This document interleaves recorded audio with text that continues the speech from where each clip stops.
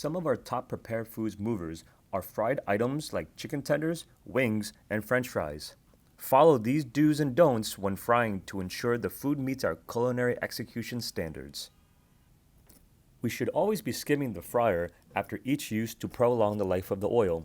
Foods that are battered or breaded are the main culprits of leaving bits and pieces behind that can burn and shorten the life of the oil. Oil should be changed at least once a week, but that all really depends on how frequent the fryer is being used. Here we have a fryer that has fresh oil. You can see to the bottom of the oil quite clearly and there is nothing floating around.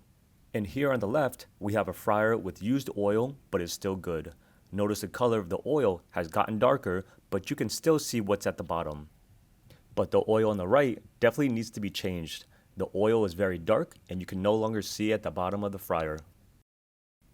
Don't forget, frying foods that are dredged, floured, or foods with high sugar content like sweet potatoes will darken the oil faster and may require to change your oil more frequently. If your oil is foaming when frying, notify leadership immediately as this is a key indicator that the oil should be changed. Similar to roasting food on a sheet pan, we do not want to overcrowd the basket.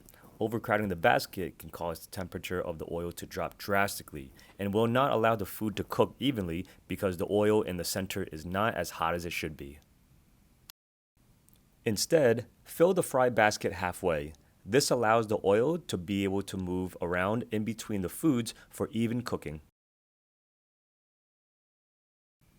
After frying, allow the food to drain for 5 to 10 seconds in the fry basket or have a drain pan ready next to the fryer.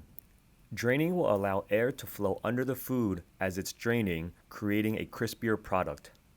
At this point, don't forget to season if the recipe calls for it.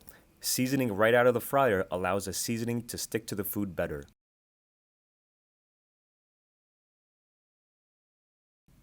We never want to refry any items that have already been fried.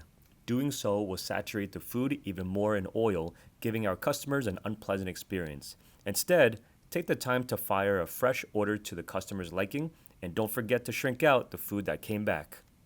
Although the cooking techniques are different, notice many of the do's and don'ts are similar across various cooking methods. Remember to always pay attention to temperatures, overcrowding, proper seasoning, and other helpful tips and tricks to ensure your department is providing the best customer experience and maintaining the Whole Foods Market culinary standards.